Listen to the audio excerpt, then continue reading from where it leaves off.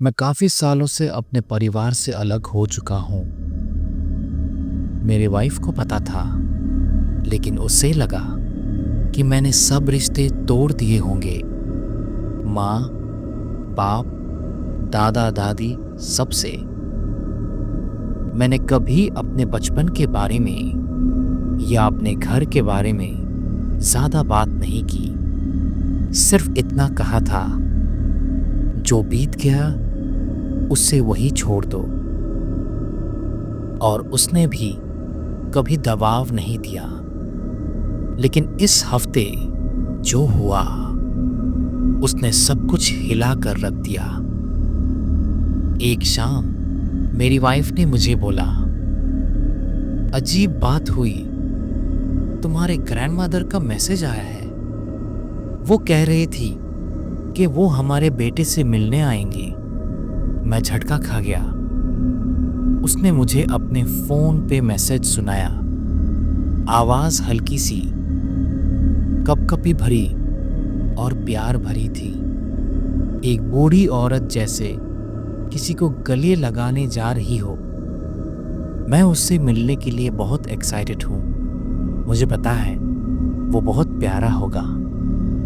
जल्दी मिलने आऊंगी बेटा, ये मौका मैं छोड़ नहीं सकती। मेरे वाइफ ने सोचा ये बड़ा प्यारा जेस्चर है, लेकिन मेरा चेहरा सफ़ेद पड़ गया। मैंने कहा, मेरी ग्रेट ग्रैंडमदर तो 10 साल पहले मर चुकी है। वो पहले हंस पड़ी। उसे लगा मैं मजाक कर रहा हूँ। मैं नहीं हंसा। मैं कभी उसके मौत के बारे में उससे बात नहीं की। और क्या ज़रूरत थी? जब मैं कॉलेज में ही था तभी उनका देहांत हो गया था। और ये वही टाइम था जब मैंने अपने उस साइड के रिश्तेदारों से रिश्ता तोड़ दिया था। उनका ऑब्सेशन था सपने, अशुभ संकट, भूत प्रेत। मुझे इन सब से कोई इंटरेस्ट नहीं था। मैं तुरंत फोन का नंबर चेक किया। नंबर सेव नहीं था, लेकिन एरिया कोड उसी छोटी सी गांव की थी जहां मेरी ग्रैंडमदर रहती थी और जहां उनकी डेथ हुई थी। मैं उस नंबर पे कॉल करने गया, लेकिन वो नंबर डिस्कनेक्टेड था। उस रात मेरी नींद उड़ गई। मैं बार बार उठकर अपने बेटे को चेक करने जा रहा था। वो क्रिब में शांत सो रहा था। सुबह के 3:08 पर बेबी मॉनिटर से एक आवाज आई, एक ललाबाई और लोरी बजने लगी। लेकिन ये वो नहीं थी जो हम रोज बजाते थे। ये बहुत पुरानी थी, बचपन में सुनी थी। वही धुन मेरी ग्रेट ग्रैंडमदर गाया करती थी। उन्होंने मेरे दादा को सिखाई थी, फिर मेरी माँ को, और फिर मुझे। एक अजीब सी धुन जो मैंने कई सालों से नहीं सुनी थी। मैं सीधा नर्सरी की तरफ दौड़ा। अंदर ठंडी हवा थी, जैसे कोई बर्फ का साया हो। रूम के कोने में एक रॉकिंग चेयर हल्की हल्की हिली, जैसे कोई अभी अभी उससे उठकर गया हो। लेकिन रूम खाली थी। मेरा बेटा आराम से सो रहा था। सुबह जब उठा तो किचन टेबल पर एक नोट पड़ा था, सफाई से फोल्ड किए हुए। ऊपर कर्सिव हैंडराइटिंग में लिखा था, वो बिल्कुल परफेक्ट है, मैं जल्दी वापस आऊंगी, ग्रेट ग्रेट ग्रैंड। ये उसकी हैंडराइटिंग थी। मैं कभी भूल नहीं सकता। मैं डर के मारे नोट को जलाने लगा। आग नोट को छू रही थी, लेकिन वो जल नहीं रही थी। बस कोना काला हो गया, लेकिन पूरा नोट कभी नहीं जला। 2 दिन के बाद एक दिन मैं बेबी के रूम गया तो दिखा मेरी वाइफ वहां रॉकिंग चेयर पर बैठी थी, बेबी को नर्स कर रही थी। कमरे में हल्की रोशनी थी।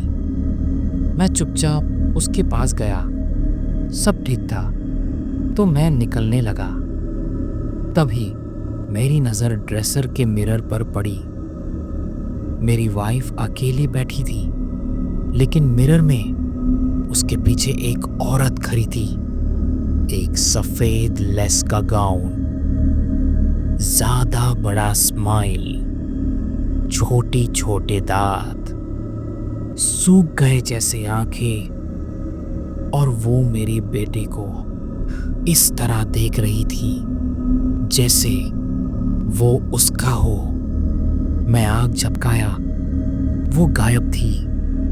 मेरी वाइफ ने कुछ नहीं महसूस किया, सिर्फ पूछा, तुम ठीक हो? मैंने कहा, लेकिन झूठ बोला। तब से हर रात 3:08 बजे बेबी मॉनिटर खुद से चालू हो जाता था। लोरी अब और तेज बजती है। कल रात तो गुनगुनाने की आवाज नहीं, गाने वाली आवाज थी। लेकिन ये मेरे ग्रेट ग्रैंडमदर की आवाज नहीं थी।